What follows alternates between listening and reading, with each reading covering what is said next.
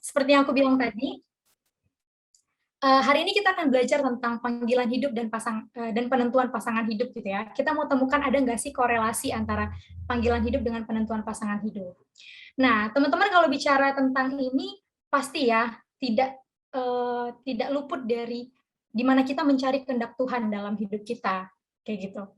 Nah, seringkali teman-teman mungkin dalam hidup kita berada dalam kondisi di mana kita jauh dari Tuhan, kemudian kita sulit mengetahui kehendak-Nya.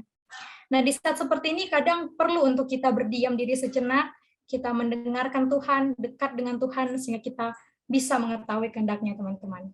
Nah, aku mau ajak teman-teman untuk menyanyikan sebuah lagu yang berjudul Ajarku Berdiam. Kita mau, melalui lagu ini kita mau minta Tuhan untuk mengajar kita mengetahui kehendak-Nya. Aku akan pimpin dari sini dan teman-teman bisa ikuti di tempat masing-masing. Mari kita bernyanyi.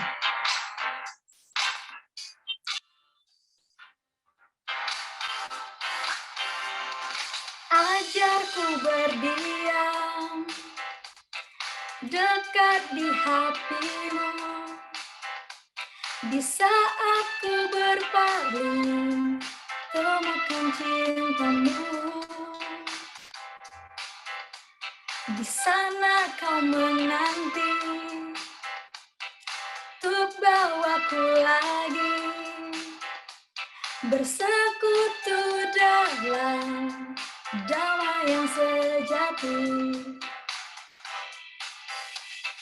Oh, ku damba hadirmu. Oh, inilah rinduku, hidupku hanyalah untukmu. Segenap hatiku kagum akan kebaikanmu,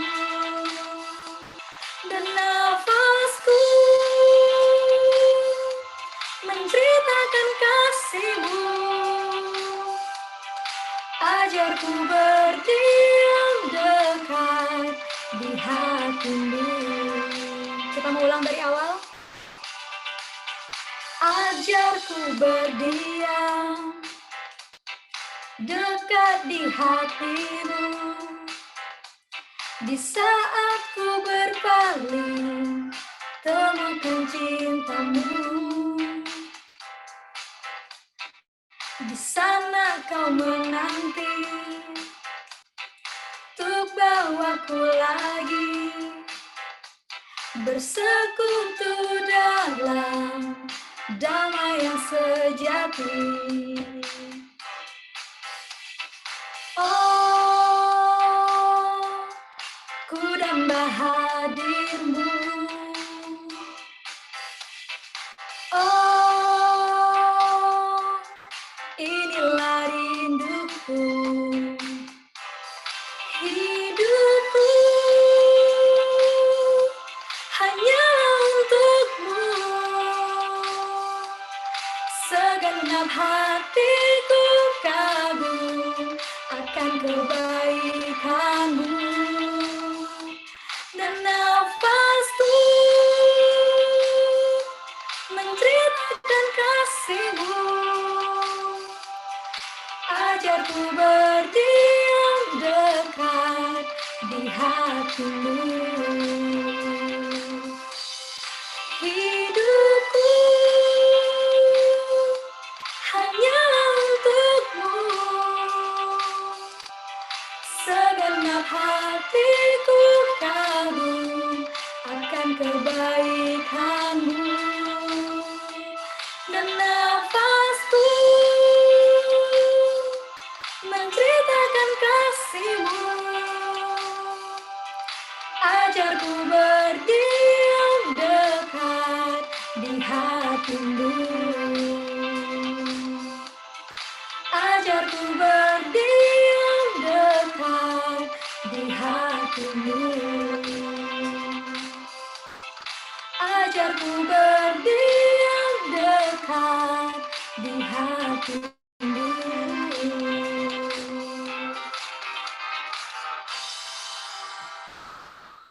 Puji Tuhan. Teman-teman, kita akan mendengarkan materi yang akan dibawakan oleh Ko Budi. Kepada Ko Budi, dipersilahkan.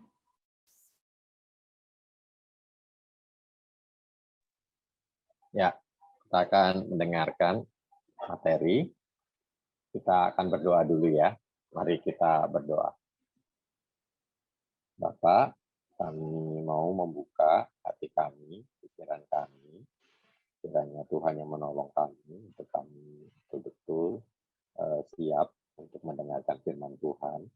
Engkau memimpin dan menyertai hamba-Mu juga untuk menyampaikan firman-Mu mengenai relasi antara pasangan hidup dan panggilan hidup ini. Tuhan yang memimpin pemberitaan firman ini dari awal hingga akhirnya. Roh Tuhan sendiri yang berbicara kepada setiap kami secara pribadi. Di dalam nama Tuhan Yesus kami berdoa. Amin. Ya, ini berarti rangkaian ini ya, rangkaian pembinaan para alumni untuk semester ini itu semuanya tentang pasangan hidup ya, betul ya? Betul. Oh ya, oke. Nah ini saya sempat bertanya-tanya nih, panggilan hidup dan pasangan hidup di persimpangan jalan. Ini di persimpangan jalan ini maksudnya seperti apa ya? Apakah setelah ini akan berpisah atau ya nggak tahu ya. Ini di persimpangan jalan gitu ya. Jadi intinya kita akan belajar bagaimana sih ya relasi antara panggilan hidup dan pasangan hidup. Nah, saya akan mengajak kita sama-sama belajar satu demi satu dulu ya. Kita akan belajar dulu tentang panggilan hidup. Next ya.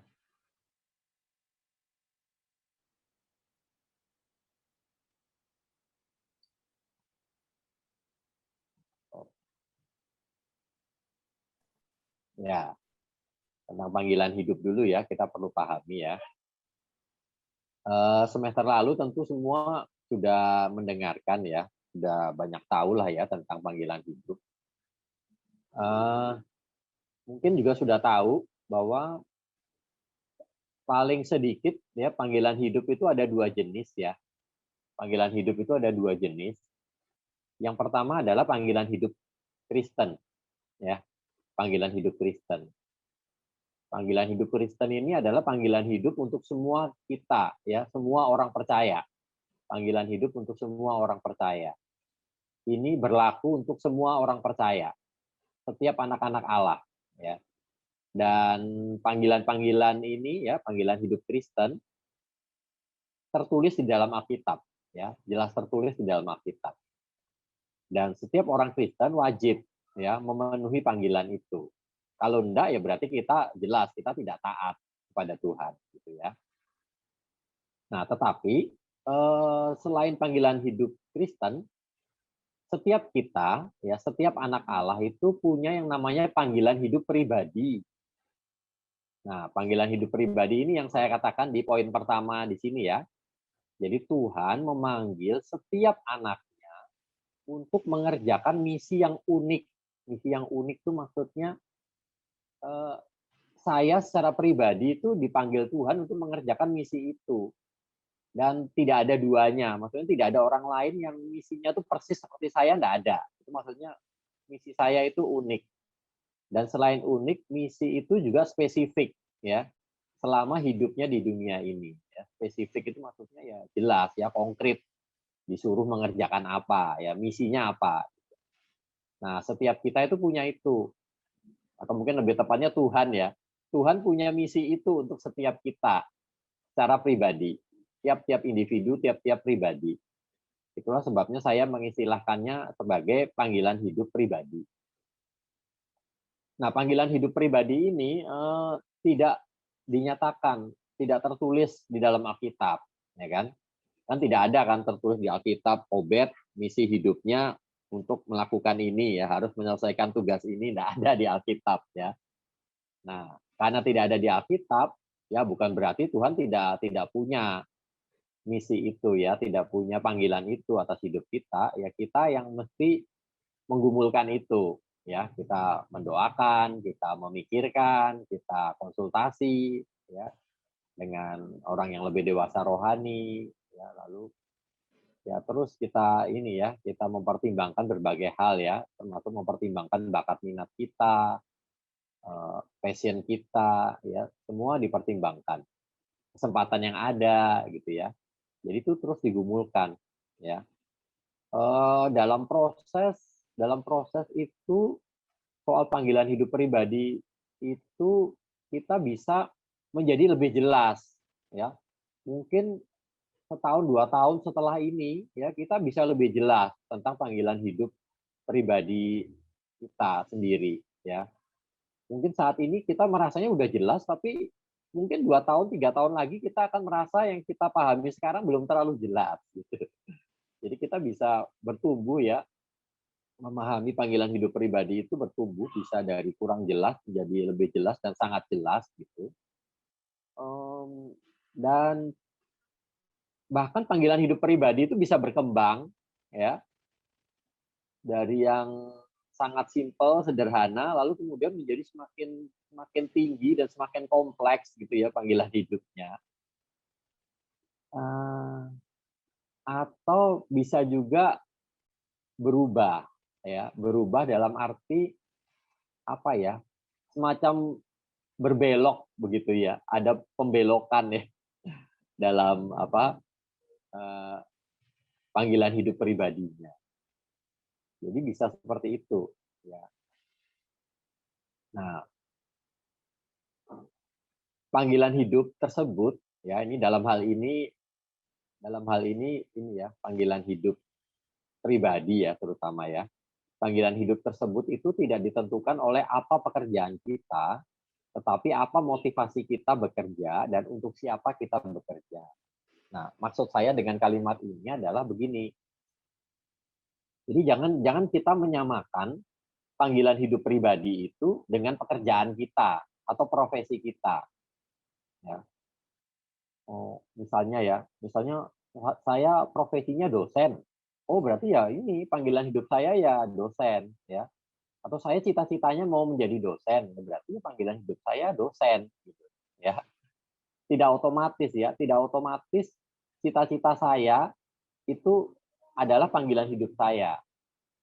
Tidak otomatis profesi saya itu adalah panggilan hidup saya, enggak. Jadi bisa dikatakan profesi atau jabatan itu adalah sarana ya untuk kita memenuhi atau untuk kita menjalankan panggilan hidup kita, gitu. Nah, kalau kita punya satu cita-cita atau kita menduduki satu profesi atau jabatan begitu, tetapi motivasi kita bekerja itu misalnya ya hanya untuk dapat lebih banyak uang, supaya saya lebih kaya, supaya saya lebih dihargai orang gitu ya. Jadi motivasinya itu ya bisa dikatakan hanya terkait dengan diri kita sendiri ya. Jadi motivasinya itu hanya terkait dengan keuntungan atau kesenangan atau kenyamanan kita sendiri ya. Nah, kita nggak bisa mengatakan itu panggilan kita itu gitu ya. Dan juga kalau kita hidup, kita bekerja itu hanya untuk diri kita sendiri ya. Itu kita nggak bisa mengatakan bahwa itu panggilan kita itu ya, yang kita sedang kerjakan, profesi kita, cita-cita kita itu panggilan kita ya. Cita-cita kita atau profesi kita itu betul-betul bisa merupakan sarana untuk memenuhi atau menjalankan panggilan hidup kita kalau apa? Ya kalau yang pertama motivasi kita benar ya. Dalam 1 Korintus 10 ayat 31 itu ya, kata Rasul Paulus, aku menjawab, jika engkau makan atau jika engkau minum atau jika engkau melakukan sesuatu yang lain, lakukanlah semuanya itu untuk kemuliaan Tuhan. Jadi kalau motivasi hidup kita, motivasi kita bekerja, ya, motivasi kita punya cita-cita tertentu atau masuk satu profesi tertentu, kalau motivasinya itu bukan untuk kemuliaan Allah, apalagi itu untuk diri kita sendiri, gitu ya, kita nggak bisa mengatakan ini profesi atau cita-cita kita itu adalah pemenuhan panggilan kita. Kita tidak bisa mengatakan begitu. Ya. Apapun profesi kita, kalau motivasi hidup kita tuh bukan untuk memuliakan Allah, ya. Kalau kamu ingin bekerja dalam profesi itu bukan untuk memuliakan Allah atau tidak ada hubungannya dengan memuliakan Allah, ya kamu tidak bisa mengatakan profesimu itu panggilan hidupmu.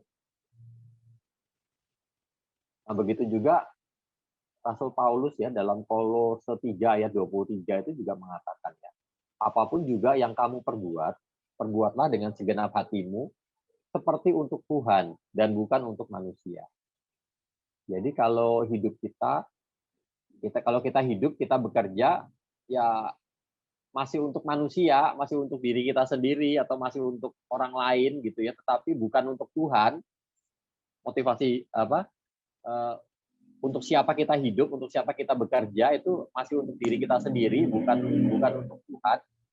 Kita tidak bisa mengatakan bahwa profesi atau pekerjaan kita itu adalah pemenuhan panggilan hidup kita. Gitu. Jadi sekali lagi panggilan hidup kita, ya profesi kita itu bisa kita katakan merupakan pemenuhan panggilan hidup kita, itu tidak ditentukan oleh pekerjaan kita apa, tetapi sangat ditentukan oleh apa motivasi kita bekerja sebetulnya. Apakah untuk memuliakan Allah, ya. Dan untuk siapa kita bekerja? Apakah kita melakukannya itu, apakah kita hidup dan bekerja itu untuk Tuhan, bukan untuk diri kita sendiri. Gitu.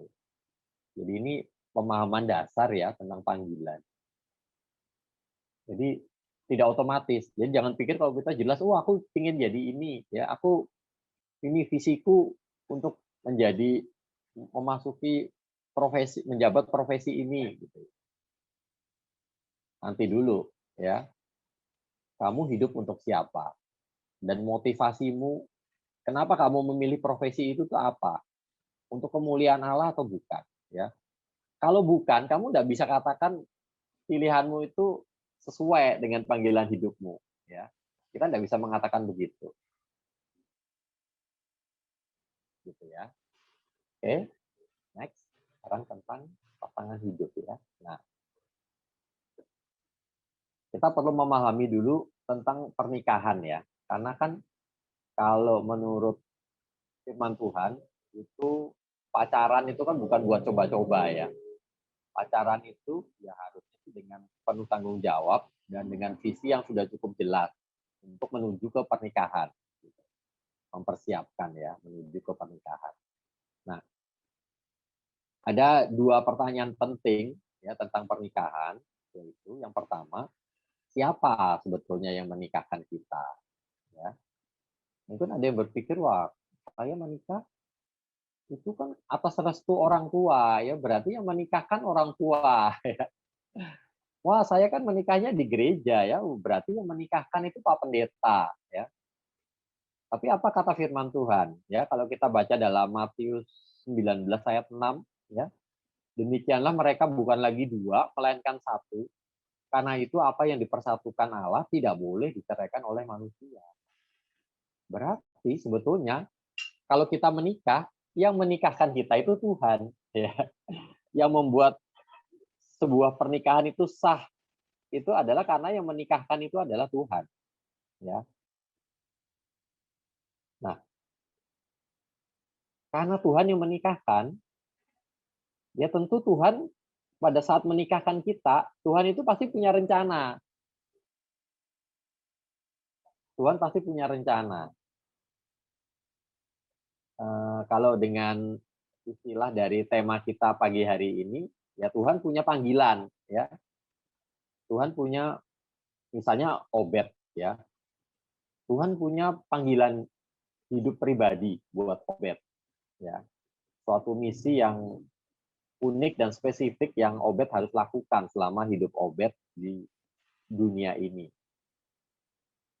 Nah, kalau Tuhan akhirnya menikahkan Obed dengan seseorang, nah Tuhan pasti punya rencana, punya tujuan, punya misi, ya.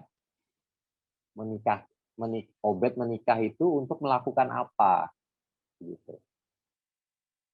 Jadi kalau ditanya, kenapa kamu menikah? Kenapa kamu mau menikah? Nah, kalau jawabannya itu masih terkait dengan apa ya? Dengan kebutuhan-kebutuhan atau kepentingan-kepentingan kita sendiri, ya kita belum paham makna sebenarnya dari pernikahan. Ya. Karena yang menikahkan Tuhan, ya tentu tujuan pernikahan ya yang benar ya yang ditetapkan oleh Tuhan sendiri buat kita. Tuhan punya tujuan ya untuk menikahkan kita itu Tuhan punya tujuan ya. Menikahkan kita itu untuk apa? Untuk melakukan misi apa? Tuhan punya misi buat kita. Jadi kalau kita apa ya, misalnya saya menikah supaya saya bisa bahagia ya. Nah, itu masih berpusat pada diri kita sendiri ya. Kita belum memperhitungkan kehendak Tuhan ya untuk menikah ya. Misalnya kita berpikir, wah saya menikah ya supaya saya tidak kesepian ya. Nah, itu berarti ada kebutuhan-kebutuhan pribadi ya. Nah, dalam hal ini Tuhan belum kita perhitungkan sama sekali ya. Padahal Tuhan kan punya tujuan ya dengan pernikahan itu, dengan menikahkan kita itu Tuhan punya tujuan. Atau misalnya saya menikah supaya apa ya? Supaya saya menjadi ada juga nih ini pemahaman yang salah juga ya tentang pernikahan. Saya menikah supaya saya menjadi pribadi yang lebih lengkap. Wah, itu bahaya lagi tuh ya. Berarti kan kalau yang panggilannya melajang ya berarti tidak lengkap ya. Ya tidak seperti itu ya ajaran firman Tuhan. Sebelum Hawa diciptakan, ya Adam itu sudah satu pribadi, suatu manusia pribadi yang utuh dan lengkap ya. Jadi diciptakannya Hawa itu bukan membuat supaya Adam yang sebelumnya tidak lengkap, belum manusia seutuhnya ya menjadi manusia yang seutuhnya ya, bukan begitu ya, itu salah ya. Nah, menikah itu tidak terkait dengan kita dari belum utuh menjadi lebih utuh, belum lengkap menjadi lebih lengkap ya, atau kita punya kebutuhan apa gitu jadi terpenuhi, bukan itunya. Dan bahkan menikah bahkan apa ya punya anak itu juga bukan ini ya, bukan tujuan utama dari pernikahan ya. Nah, kenapa Tuhan menikahkan kita ya? Tuhan punya misi ya. Nah, nanti akan kita lihat bahwa pilihan pasangan hidup itu mestinya disesuaikan dengan misi itu gitu ya.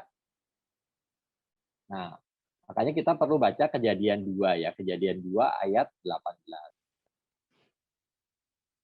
Tuhan Allah berfirman, tidak baik kalau manusia itu seorang diri saja. Aku akan menjadikan penolong baginya yang sepadan dengan dia. Nah, kita seringnya ingatnya itu ini pasangan yang sepadan gitu ya.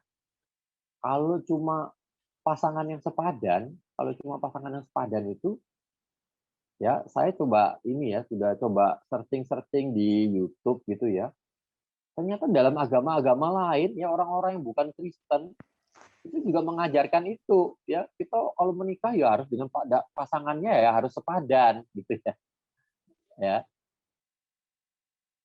Nah, tapi konsep Alkitab itu bukan hanya sekedar pasangan yang sepadan ya, tapi juga penolong yang sepadan. Nah, pertanyaannya, penolong yang sepadan itu menolong untuk apa? Ya kan? Kalau digunakan kata menolong, kan berarti ada sesuatu yang harusnya itu dikerjakan. Dan untuk itu kita tidak bisa sendiri. Kita butuh ada orang lain yang menolong kita untuk bisa bersama-sama mengerjakan itu. Nah, karena itu Kejadian 2 ayat 18 itu tidak bisa dilepaskan dari ayat-ayat sebelum dan sesudahnya. Ya, kalau kita lihat ayat-ayat sebelumnya itu ada cerita Tuhan Allah menempatkan manusia di Taman Eden lalu memberi tugas kepada manusia itu kepada Adam untuk mengusahakan dan memelihara Taman Eden itu ya, tanah itu ya. Nah, lalu kemudian juga diberi perintah moral ya. Ada apa semuanya boleh kamu makan, tetapi buah dari pohon yang di tengah taman itu ya, buah pohon pengetahuan yang baik dan yang jahat itu kamu tidak boleh makan ya. Nah, ini jadi ada ini ya, tanggung jawab moral juga di situ. Lalu kemudian ayat sesudahnya itu ini ya disuruh untuk disuruh untuk ini memberi nama ya kepada hewan-hewan itu. Oh, itu pekerjaan juga itu ya. Nah, untuk itu enggak bisa ya Tuhan melihat untuk menjalankan tugas itu, apalagi kalau dikaitkan dengan kejadian 1 ya.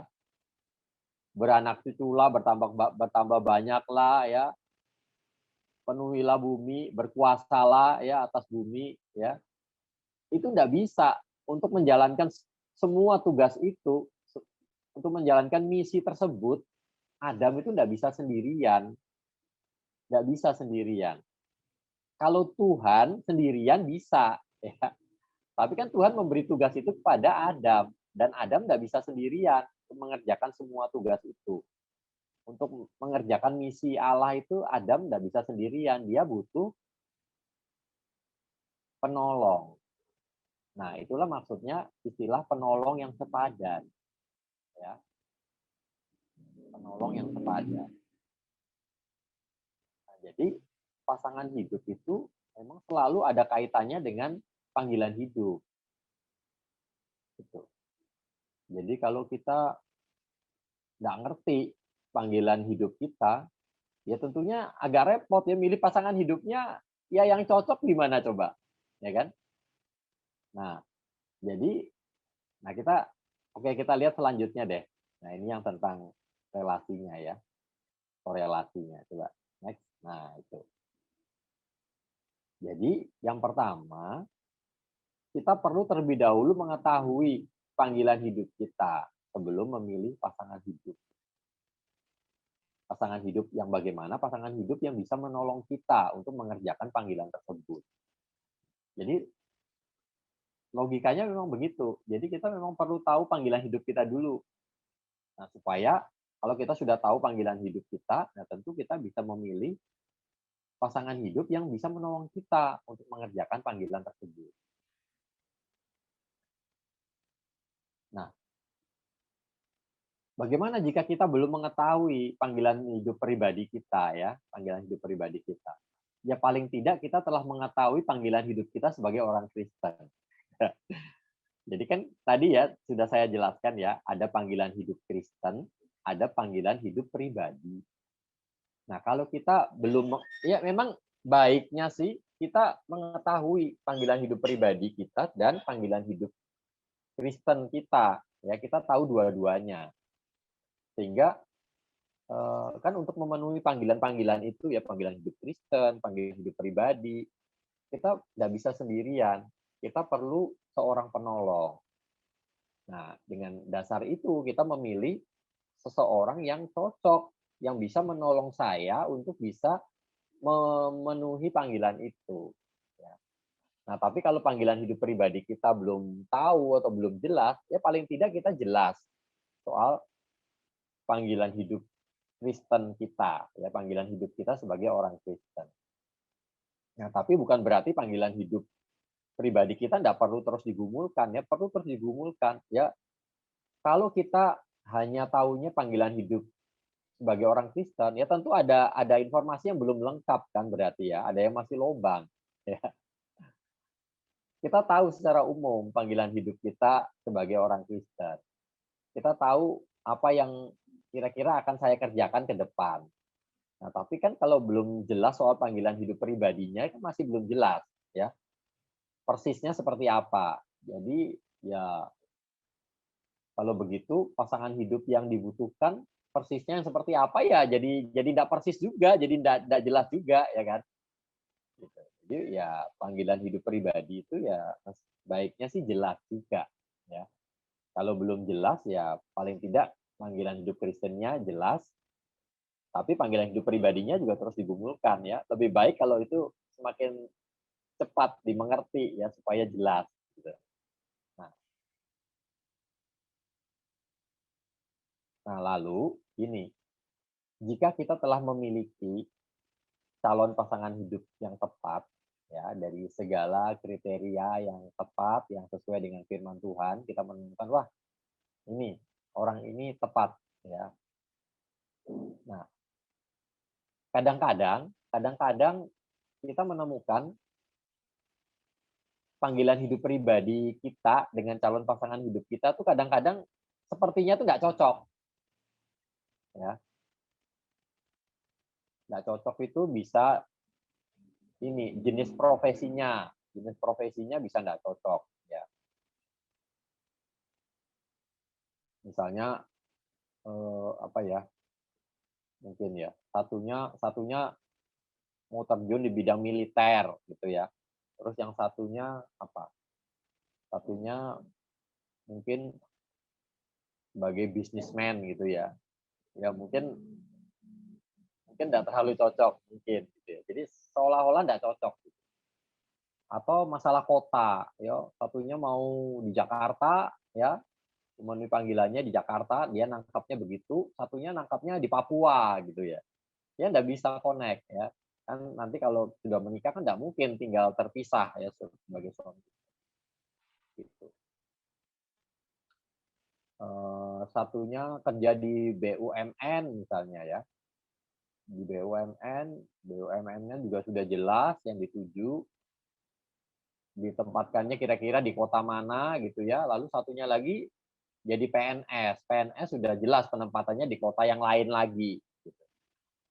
Nah, itu seolah-olah enggak jelas begitu.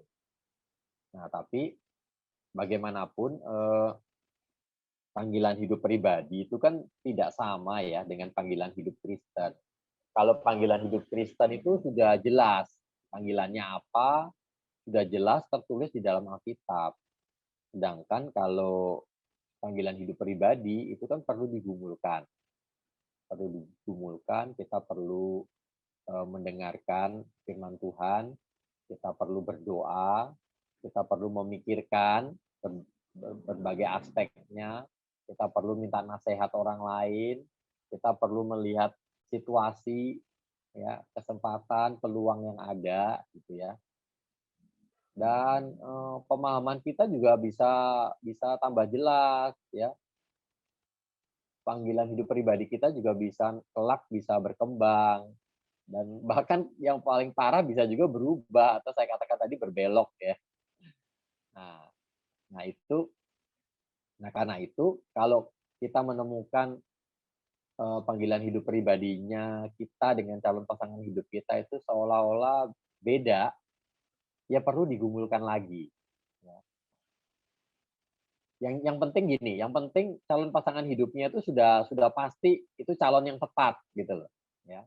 Calon yang tepat, calon yang benar ya, tentunya sesuai kriteria yang eee, terutama sih sesuai dengan kriteria firman Tuhan ya, itu calon yang tepat. Nah, kalau sudah memang itu orang yang tepat, ya udah, sekalipun mungkin panggilan hidup pribadi kita seolah-olah berbeda atau mungkin bahkan bertolak belakang ya, coba digumulkan lagi, ya, digumulkan lagi. Kita kan sebelumnya mungkin sudah pernah menggumulkan panggilan hidup pribadi kita, tapi kan kita menggumulkannya sendiri-sendiri, ya kan? Kita tidak pernah menggumulkan panggilan hidup kita tuh dalam konteks relasi kita dengan orang tertentu. Itu enggak pernah begitu. Nah, sekarang setelah kita punya calon pasangan hidup dan itu tepat ya, kita sudah gumulkan sungguh-sungguh dan itu tepat.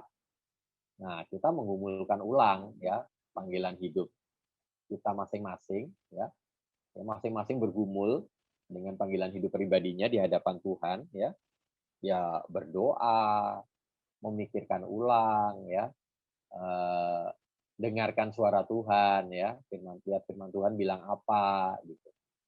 Lalu ya minta nasihat dari orang lain, lihat situasi yang ada, ya, peluang yang ada, kesempatan yang ada, gitu. Nah, lalu dibicarakan lagi, gitu ya, ketemu dibicarakan. Nah, kadang-kadang bisa terjadi kita dibukakan dan ya ternyata tidak bertentangan, gitu ya.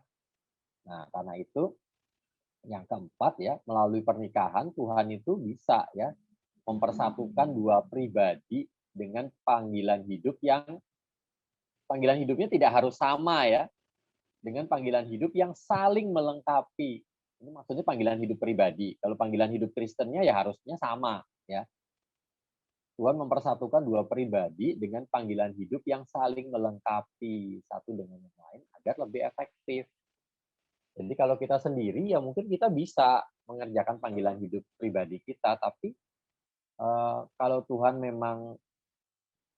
kita memang membutuhkan penolong ya untuk kita mengerjakan panggilan itu, ya tentu dengan kita menikah dengan orang yang tepat itu bisa saling melengkapi dan kita bisa lebih efektif mengerjakan panggilan hidup pribadi kita itu dibandingkan kalau kita tidak menikah dengan orang itu gitu.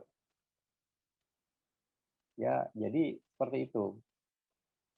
Ini sudah selesai ya, coba dilihat berikutnya. Ya, sudah selesai. Nah, ya seperti itu korelasinya. Ini sepertinya masih ada banyak waktu ya. Saya senang sih kalau bisa banyak diskusi ya. Nah, gimana? Ada diskusi, ada tanya jawab. Silahkan. Baik, terima Ya. kasih Pak Budi. Sangat membukakan sekali ya gitu ya tentang korelasi antara panggilan hidup dengan pasangan hidup ini gitu ya.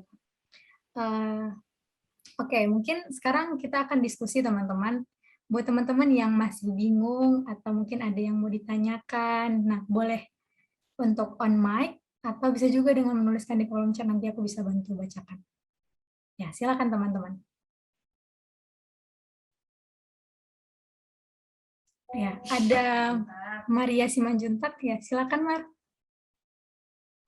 Ya, terima kasih Loli atas kesempatannya. Sebelumnya makasih juga buat Ko Budi atas materinya yang sangat menarik. Ko izin bertanya, pada saat ini kan banyak sekali pasangan-pasangan Kristen yang sudah biasa gitu bercerai dan menikah lagi gitu kan Ko.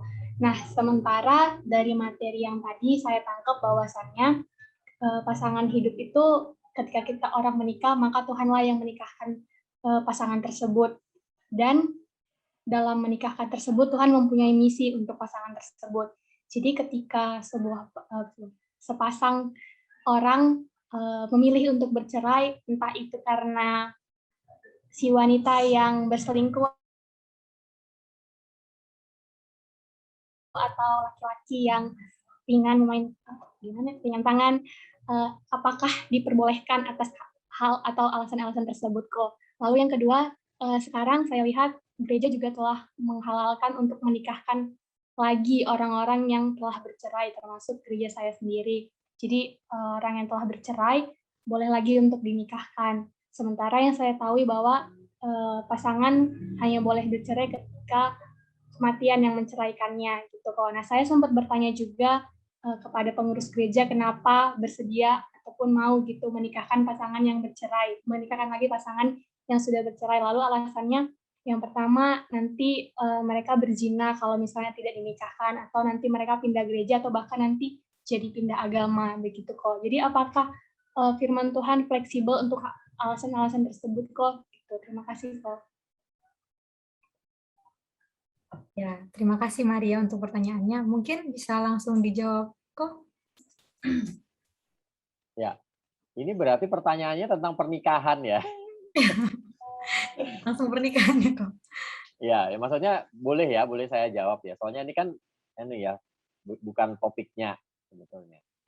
Ya, nggak apa-apa kok. Baik sekali sebetulnya kalau kalian memang membutuhkan itu, ini buka satu topik khusus ya tentang ini, tentang apa?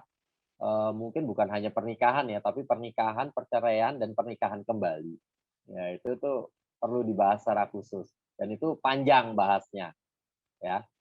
Nah, tapi yang jelas begini, yang jelas di dalam Alkitab itu memang ada ya, tidak boleh mencerai, tidak boleh menceraikan ya, tidak boleh bercerai kecuali karena zina. Ya, selalu ada kata-kata itu ya, di Alkitab ada kata-kata itu. Nah, jadi begini, kenapa ada kata-kata kecuali karena zina ya. Nah, itu kan Tuhan Yesus mengucapkan itu di kalangan komunitas orang Yahudi abad pertama. Nah, bagi orang-orang Yahudi sejak zaman Musa itu kalau terjadi persinahan, ya persinahan ini dalam arti sampai ke hubungan fisik gitu ya, dengan laki-laki atau perempuan yang bukan pasangannya, bukan suaminya atau bukan istrinya, itu namanya persinahan, ya. Nah, hukumannya adalah sudah pasti mati kalau di zaman Perjanjian Lama, ya dilempari batu sampai mati, ya dua-duanya yang melakukan persinahan itu. Nah, pada zaman Tuhan Yesus, orang Yahudi tidak leluasa menjalankan hukum Taurat seperti yang difirmankan dalam Perjanjian Lama.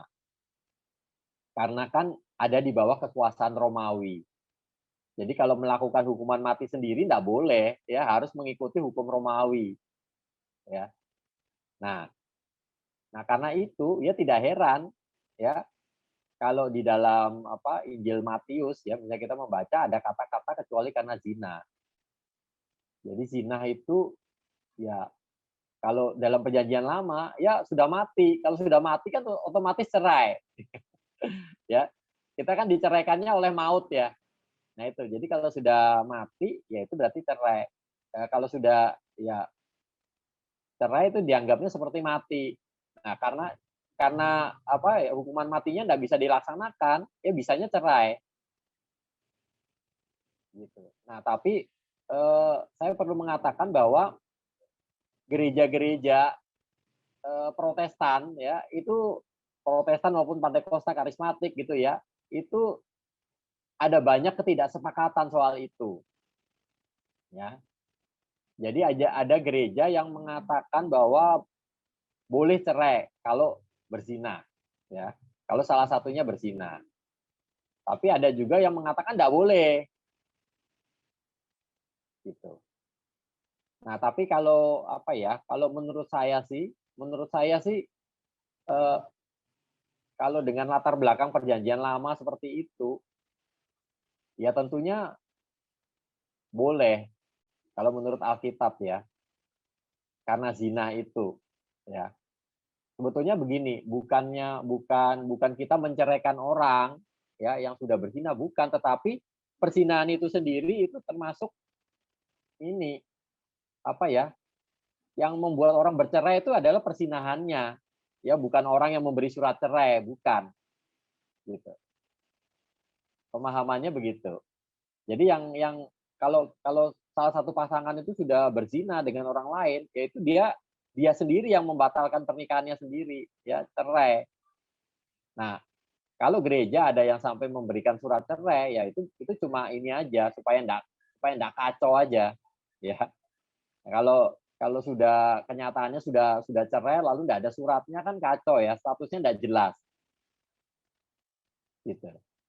Nah, tapi setahu saya memang gereja-gereja tidak sepakat semua boleh atau enggak bolehnya. Ada perbedaan pendapat tentang itu.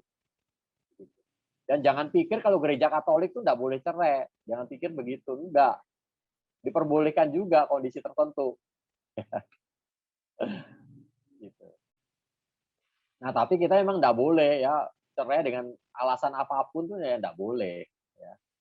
Salah satu yang ada dasar legitimasinya di Alkitab itu satu-satunya saya pikir sih karena zina itu. Zina dalam arti ini ya, sampai hubungan fisik ya. Jadi bukannya orang ini chatting-chattingan dengan orang lain gitu. Itu sudah berzina lalu cerai ya enggak seperti itu ya. Begitu. Ya, seperti itu kalau menurut saya. Terima kasih banyak kok. Ya. Oke, terima kasih Ko Budi dan Maria, terima kasih atas pertanyaannya. Untuk teman-teman yang lain, Bang Obed, silahkan Bang. Ya, terima kasih Loli. Aku hanya mau mencoba menyimpulkan apa yang tadi Ko Budi sampaikan begitu ya Ko. Berarti pada dasarnya memang tidak diperkenankan bercerai begitu ya Ko ya. Apapun alasannya. Tapi memang dalam perkembangannya konteks kehidupan kita bergereja gitu sekarang ada satu dua hal yang kalau pernikahan ini dipaksa ini menghadirkan sesuatu yang tidak baik sehingga pada akhirnya gereja memperbolehkan perceraian. Begitu kira-kira ya kok ya. Kalau aku menangkap penjelasan Ko Budi tadi. Itu sebetulnya tergantung penafsiran kita terhadap itu Matius 5 itu loh. Yang apa tidak boleh menceraikan suami tidak boleh menceraikan istrinya kecuali karena zina. Nah, penafsiran terhadap itu gereja itu berabad-abad itu terjadi banyak perdebatan soal itu. Nah, kalau saya melihat kenyataannya itu ya latar belakang hukum perjanjian lama itu. Nah, setelah orang Yahudi itu bertobat jadi orang Kristen, ya tentunya mereka tetap memegang itu ya aturan-aturan dalam perjanjian lama itu. Nah, jadi kalau berzina, salah satunya berzina ya harusnya dihukum mati. Hukum mati otomatis cerai dong, gitu. Nah, tapi kan nggak bisa dijalankan hukum itu kan karena ada hukum Romawi yang lebih tinggi. Nah, jadinya ya akhirnya dicerai. Jadi zina itu menjadi salah satu bisa dikatakan satu-satunya alasan yang sah untuk orang itu cerai gitu loh. Begitu. Nah, walaupun juga tergantung penafsirannya ya, perdebatan soal itu. Ya. Dan saya belum tahu loh, saya belum tahu apakah ada gereja yang sudah bisa memberikan surat cerai secara resmi pada pasangan. Saya belum tahu itu gitu ya. Setahu saya gereja sih hanya memberikan surat nikah, tapi nggak bisa memberikan surat cerai. Kalau kamu mau cerai ya sana ke catatan sipil.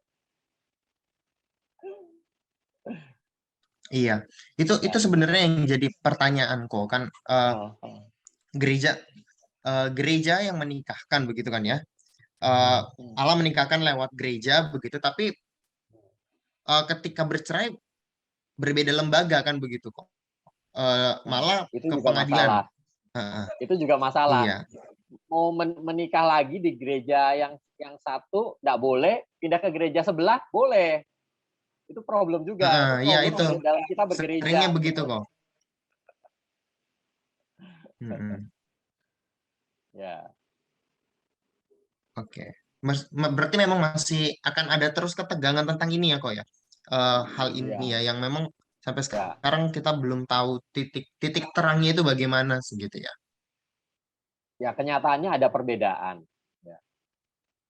Tapi sih kalau menurut saya ya sebagai pribadi itu ya boleh kalau ada perzinahan dan itu terbukti ya hubungan fisik. Kalau melihat Matius 5 itu dan latar belakang perjanjian lama ya boleh. Boleh itu bukan berarti harus cerai. Ya kalau pasangannya bisa mengampuni, ada pertobatan dari yang berzina, ya boleh aja tetap. Kan nggak harus cerai toh. Tapi kalau dipertahankan juga repot lagi, apalagi yang sudah berzina itu bukan cuma hubungan fisik, sudah nikah lagi, punya anak. Ya, kayak gitu kalau nggak diatur dengan surat cerai kan repot, kacau kan. Statusnya jadi nggak jelas. Nah, begitu.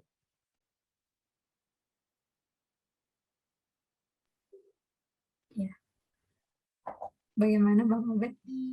Ya, oke. Thank you, Loli. Thank you, Ko Budi. Ya. Terima kasih Bang Obed dan Ko Budi. Mungkin teman-teman yang lain ada yang mau bertanya? Dipersilahkan. Mungkin Ian atau Gilbert atau teman-teman yang lain.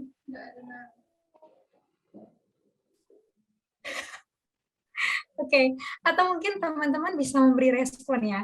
Mungkin tadi dapat pencerahan kayak gitu tentang panggilan hidup dan pasangan hidup ini. Mungkin ada yang memberi respon gitu, terberkati atau terbukakan gitu.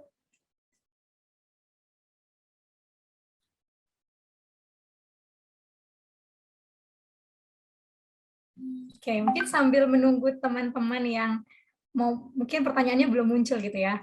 Aku mau dengar respon dari salah satu teman kita mungkin yang sudah mendengarkan. Mungkin dari Gilbert kali ya. Nah, gimana Bert? Mungkin bisa sharing apa yang didapat. Jadi tadi agak ragu-ragu. Makasih Loli buat kesempatannya, makasih Ko Budi untuk materinya. Jadi tadi ragu ya, aku mau nanya atau mau nanggapi, tapi nanya aja deh, karena udah ditunjuk. Jadi mau nanya ke Budi, jadi gini, tadi kan kita untuk menemukan pasangan hidup itu kan harus untuk mengetahui dulu ya panggilan hidup kita kan, Ko ya, seperti itu ya pertama. Tapi tadi aku lihat tadi Ko Budi pas saat kita menemukan calon pasangan hidup, maka kita menggumulkan panggilan hidup kita lagi gitu kok dalam relasi itu. Tapi pertanyaanku adalah kok apakah bukannya kita menggumulkan pasangan hidup kita gitu kok? Kan dalam arti kan kita udah tahu gitu panggilan hidup kita gitu kan. Berarti kan kita itu memfixnya sama pasangan hidup kita. Tapi tadi aku dengar ketika kita telah menemukan panggilan pasangan hidup kita, maka kita menggumulkan panggilan hidup kita lagi kok. Jadi bingungnya di situ kok. Apakah bukannya kalau misalnya bukannya kita menggumulkan pasangan hidup kita, tetapi kenapa malah kita menggumulkan panggilan hidup kita kok? Tadi aku ada poin 1/3 tadi yang agak bingung situ kok. Gitu. Jadi misalnya kalau nggak cocok ya mungkin pasangannya diganti gitu. Mungkin gitu kok. Ya. Terima kasih kok. Ya. Jadi kan gini, urutannya tuh gini ya. Kita ya inilah sebelum cari pacar ya, kita menggumulkan dulu nih panggilan hidup kita. Harus jelas panggilan hidupmu tuh apa.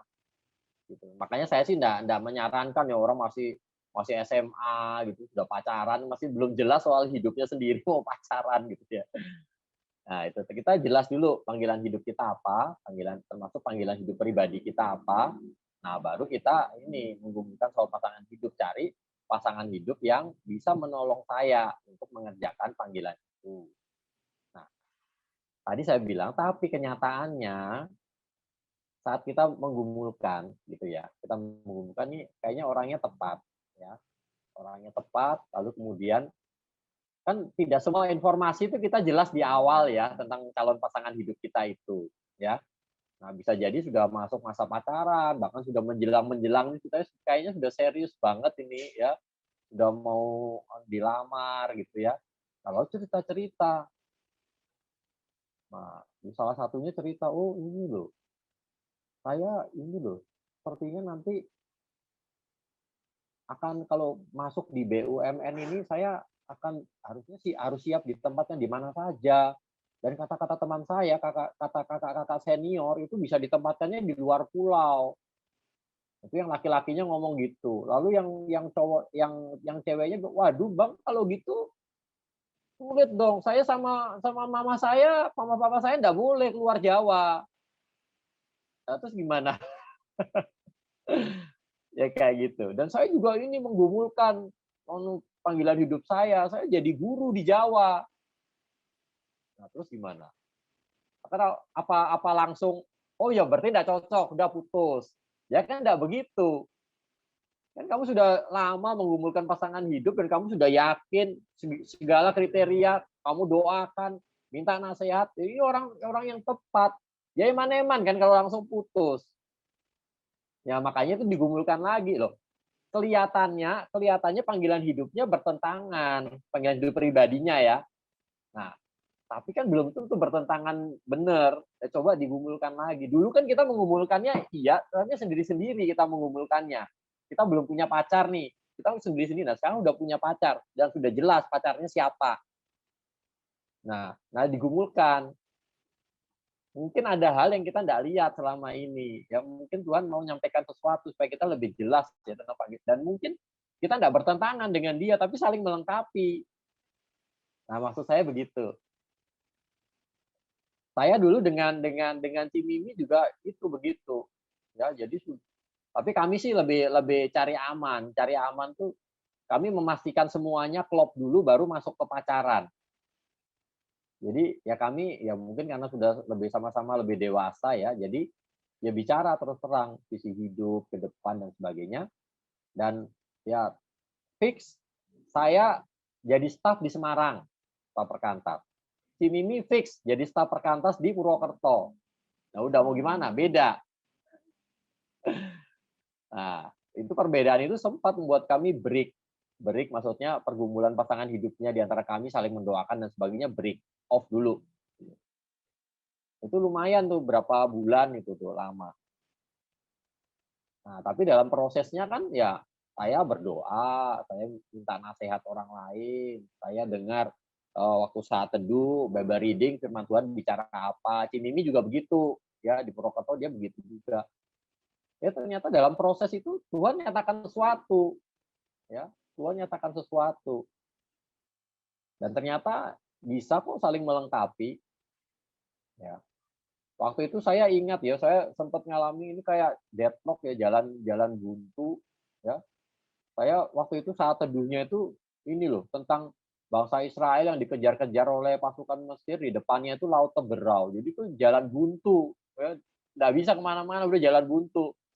Nah ternyata jalan buntu itu bagi Tuhan bukan buntu, ya asal kita mau berseru sama Tuhan. Nah, saya waktu itu berdoa, Tuhan ini jalan buntu nih relasi saya sama Mimi nih, gitu. Kiranya kalau Tuhan dulu bisa bisa buat jalan ya saat tidak ada jalan ya. Kiranya Tuhan juga buat jalan ini seperti ini. Karena saya yakin sejauh ini sih ini calon yang tepat buat saya. Gitu. Nah, ternyata Tuhan bukakan. Ini Mimi juga di sana proses ya, dia bicara sama pembimbingnya, dengan kakak rohani, dengan kakak KTB-nya, bahkan bukan hanya kakak KTB, dengan kakek KTB-nya juga sempat bicara. Ada kakek, maksudnya kakek KTB itu kakak KTB-nya dari kakak KTB-nya dia. Nah, itu. Dan ini melalui saat teduh Bible reading juga Tuhan bicara. Ya. Sama saya juga bicara. Akhirnya kami chattingan ya sepakat ketemu bicara lagi. Nah, baru sudah jelas semua. Ya, akhirnya Cimimi akhirnya mau ke Semarang gitu. Nah, ya sampai sekarang kami tetap memuridkan bersama-sama. Nah, sekarang bahkan kami bukan di Semarang, bukan di Purwokerto, kami di Tegal sekarang. Ya kan kayak gitu loh, kadang bisa begitu. Gitu. Itu Gilbert. Baik, makasih kok buat jawabannya. Ya. Ya. Terima kasih Gilbert dan Kak Budi. Ya, menarik sekali ya teman-teman. Jadi kita setelah menemukan pun kita tetap menggumulkan panggilan hidup kita lagi gitu. Dan kita lihat apa jawaban Tuhan atas itu. Oke, selanjutnya ada pertanyaan ini kok dari Amride Sigalingging. Pertanyaan ini begini kok. Apakah panggilan hidup dan pasangan hidup itu dijemput atau menunggu waktu yang tepat? Begitu kok pertanyaannya. Ya, soal pasangan hidup ya. Jadi gini, ceritanya waktu Tuhan kan tahu bahwa Adam itu punya kebutuhan akan pasangan hidup. Ya, karena itu Tuhan menciptakan Hawa, ya kan? Waktu Adam tidur, ya Adam belum melakukan sesuatu, ya Tuhan menciptakan Hawa. Nah, lalu Hawa itu dibawa kepada Tuhan, kepada ini Adam, ya. Nah, coba bayangkan Hawa, kita bayangkan ya ceritanya ini kalau kita bikin film, ya Hawa dibawa Tuhan kepada Adam. Apakah itu berarti si Hawa itu seperti zombie ya, begini datang kepada Adam, dituntun secara mekanis ya sama Tuhan gitu ya. Ya, kan enggak begitu, ya. Jadi setelah Hawa diciptakan ya Hawa sadar akan dirinya, dia hidup ya. Ya dia melihat sekitarnya. Ya mungkin waktu dia jalan-jalan itu dia lihat, loh, kok ada manusia seperti saya, tapi kok beda ya manusianya. Nah, itu mereka kenalan bergaul. Ceritanya kan begitu harusnya, ya kan yang benar. Nah, berarti apa? Ya berarti ya memang betul Tuhan tuh tahu kebutuhan kita akan pasangan hidup dan Tuhan tahu orang seperti apa yang kita butuhkan dan Tuhan akan Tuhan terus bekerja loh untuk mempertemukan kita dengan orang itu. Tapi bukan berarti kita duduk-duduk aja di rumah, mendem di rumah gitu ya, enggak hubungan sama siapa-siapa atau sibuk pelayanan aja ya, enggak pernah bergaul ya, enggak begitu juga. Gitu. Ya, Tuhan aktif tapi kita juga harus aktif ya. Nah, tentu beda aktifnya laki-laki dengan aktifnya perempuan. Enggak mungkin yang perempuan, ya kebanyakan perempuan di Indonesia kan enggak seperti film-film Jepang atau Korea gitu ya, yang cowoknya yang nembak, ceweknya nembak duluan gitu. Ya kan kebanyakan enggak begitu. Nah, makanya ini saya sangat-sangat menganjurkan sekali ya, cowok-cowoknya PMK FSM, jadilah cowok yang tegas, jelas, aktif gitu ya. Ini ironis sekali, seringkali yang aktif itu ini cowok-cowok dunia, orang-orang yang bukan Kristen tuh aktif banget loh. Kalau PDKT itu gigih banget dan pantang menyerah loh. Sedangkan yang Kristen dia cuma ini apa TP-TP lalu udah jelas gitu loh. Lu chatting-chatting udah jelas. Loh, kamu kalau cewek itu jelas orangnya, kamu jangan minder, jangan takut ditolak. Ya kamu gumulkan sungguh-sungguh, doakan minta sama Tuhan, kamu mulai PDKT gitu loh. Gitu. Nah, yang cewek caranya ya kamu terbuka, jangan belum apa-apa ini kamu tolak, belum apa-apa kamu tolak.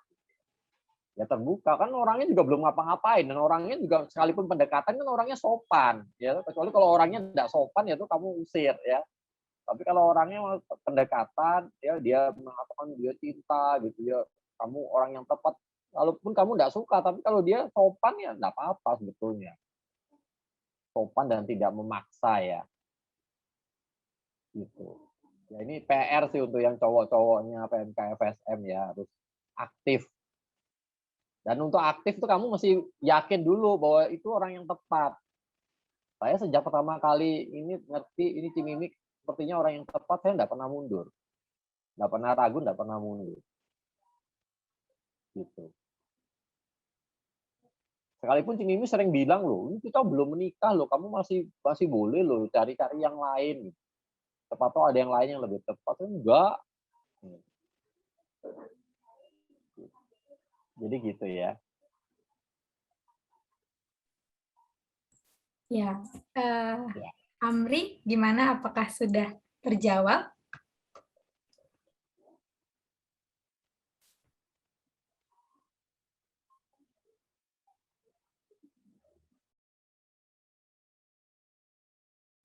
Halo Amri. Oh ya, sudah. Ya, oke. Terima kasih Amri atas pertanyaannya dan Kak Budi atas jawabannya. Kita masih punya waktu teman-teman. Ya, mungkin satu orang lagi yang mau bertanya.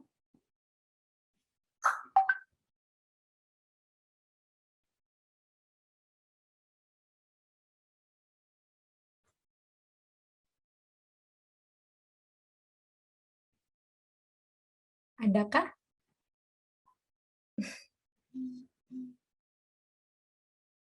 Oke, mungkin tadi kan nggak jadi dapat respon nih ya. Akhirnya Gilbert bertanya. Mungkin salah satu teman aku mau pilih lagi ya untuk kasih respon. Mungkin dari Kak Non. Oh. Ya, oke, terputus. Mungkin dari Bang Fredo mungkin bisa memberi respon, Bang, atas materi hari ini. Halo. Bang. Ya, mungkin aku responnya ini ya mengenai pasangan hidup gitu ya. Benar-benar ya benar-benar kita komunikasi lah dengan pasangan kita. Kalau kita udah punya pacar ya benar-benar kayak Ko Budi bilang tadi, kita satukan. Kalau benar-benar satu ya udah berarti benar-benar cocok gitu. Kalau enggak ya udah mumpung masih pacaran kita bisa saling tahu lah, maksudnya kita jujur-jujuran aja gitu loh. Kalau kita tuh sebenarnya nggak pas, jadi pisahnya ya secara baik-baik gitu. Jadi benar-benar dipersiapkan lah, pacaran bukan sekedar pacaran-pacaran aja kayak yang Ko Budi bilang gitu. Saat SMA ya jangan, pacaran tuh benar-benar nantinya gitu ya, nantinya untuk ke jenjang yang serius gitu, bukan coba-coba aja gitu, atau ya nambah temen lah atau gimana gitu sih kalau dari aku. Oke, terima kasih Bang Fredo. Ya, aku kasih kesempatan satu lagi teman-teman. Mungkin masih ada yang bingung. Silahkan bertanya.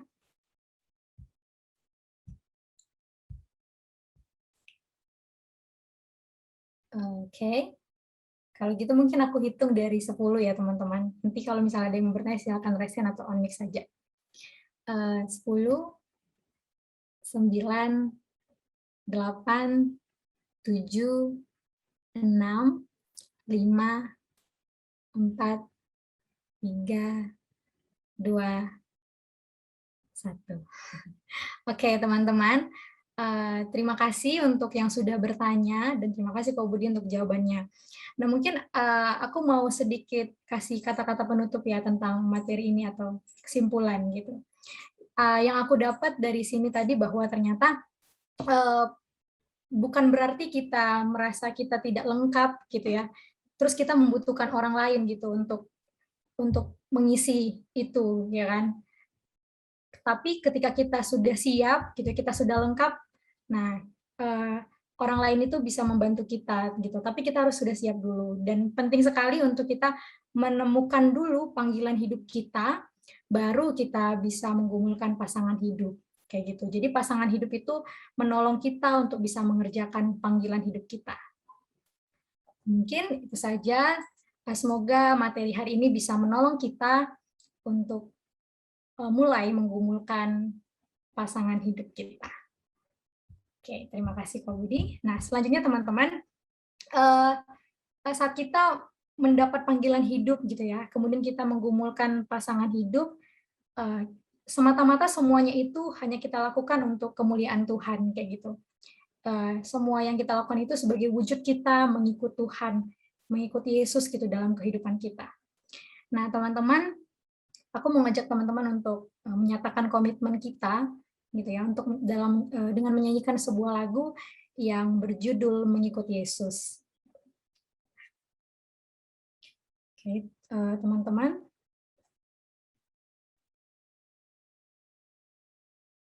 Mari kita bernyanyi.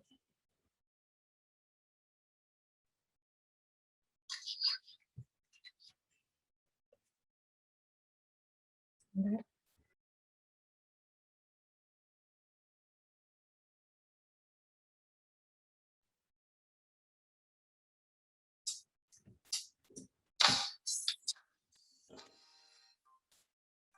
Mari kita nyatakan komitmen kita dengan kita menyanyikan lagu ini.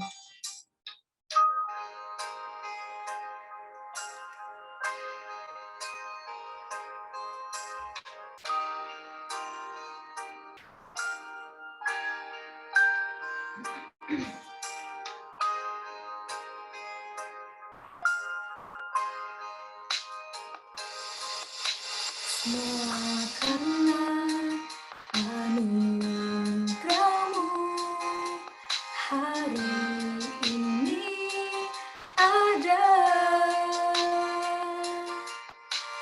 bukan karena kuatku, namun karena Roh-Mu.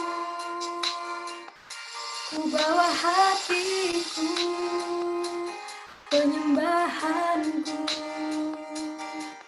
ku semakin berkurang, Yesus makin bertambah. Mengikut Yesus, itulah kesukaan hatiku. Ku lepas semua hakku untuk mengenal kehendak-Nya di hidupku. Mengiring Yesus, itulah kekuatan hidupku.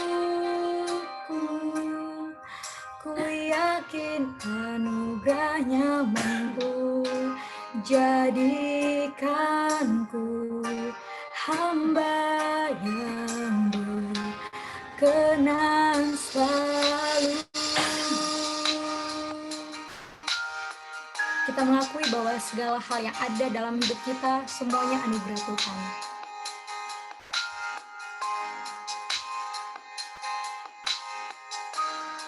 Kita mau gunakan itu semua hanya untuk kemuliaan namanya saja.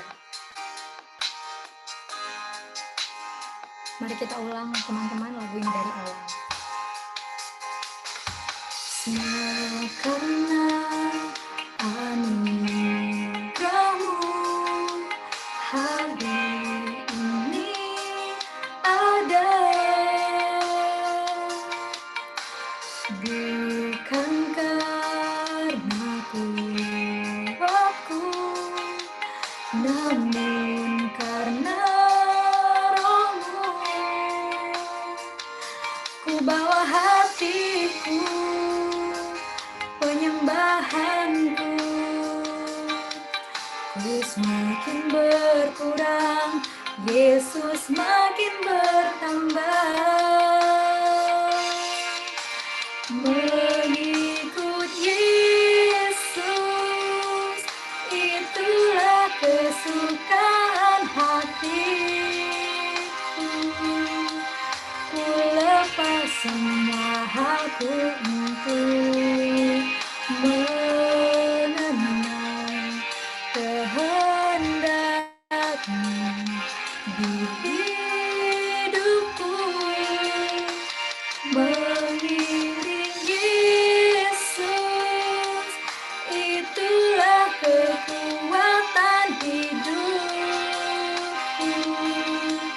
Ku yakin anugerah-Nya mampu jadikanku hamba yang berkenan selalu.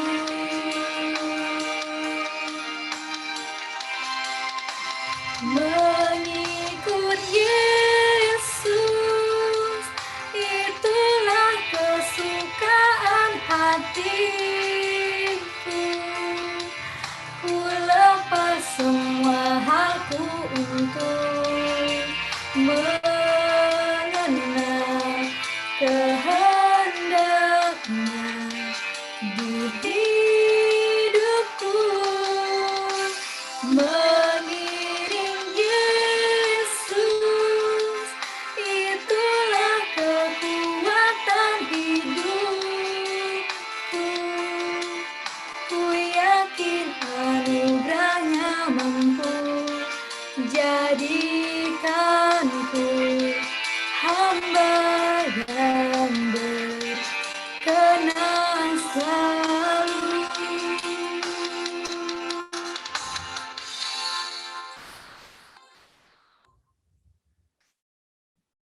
Baik, Ko Budi mungkin bisa menutup dalam doa kok. Oh iya, ya boleh tutup dalam doa dulu ya. Iya kok. Yuk, mari kita berdoa. Ya Bapa, terima kasih atas firman-Mu. Terima kasih untuk fellowship bersama saudara-saudara di PMK FSM ini. Tuhan yang kiranya, Roh Tuhan sendiri yang kiranya menuntun pemimpin untuk kami betul-betul menemukan dan jelas tentang panggilan hidup kami. Dan kami juga menemukan penolong yang sepadan, yang bisa menolong kami untuk mengerjakan panggilan-Mu itu. Beri kami semua hati yang terbuka terhadap pimpinan Roh Kudus. Terima kasih ya Bapa. Dalam nama Tuhan Yesus kami berdoa. Amin. Terima kasih. Ya. Terima kasih Ko Budi untuk materinya. Pamit dulu ya. Ya Ko. Ya, Tuhan berkati. Oke, thank you Kak Budi. Terima kasih, Ko Budi. Ya, thank you. Teman-teman, ya. Terima kasih Ko. Untuk teman-teman mungkin kita bisa foto bersama. Teman-teman diundang untuk on cam.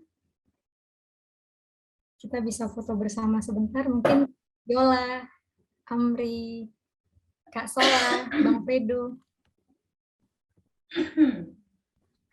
Oke, Bang Fredo dan Yola mungkin bisa on cam.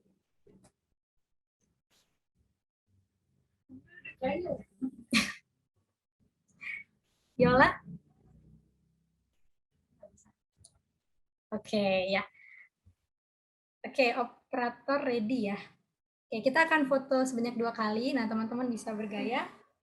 Aku akan hitung dari sini. Oke, mulai ya. 1, 2, 3. Oke, sekali lagi ya teman-teman. Buat gaya terbaik kalian. 1, 2, 3. Oke. Nah, teman-teman, terima kasih sudah hadir di Persekutuan Pralumni hari ini. Jangan lupa untuk datang ke Persekutuan Pralumni minggu depan. Kita akan membahas tentang pernikahan menurut firman Tuhan dengan tema The Biblical Marriage. Jadi jangan lupa join ya minggu depan. Oke, Ya. Mbak Loli. Dikabarin lagi di grup ya. Oke, terima kasih semuanya. Terima kasih Terima semuanya. kasih Kak Loli. Kakak abang, Terima teman-teman. kasih Minggu teman-teman. depan, Kak. Oh, hari. Ya, mungkin nanti akan dikabari lewat. Kalau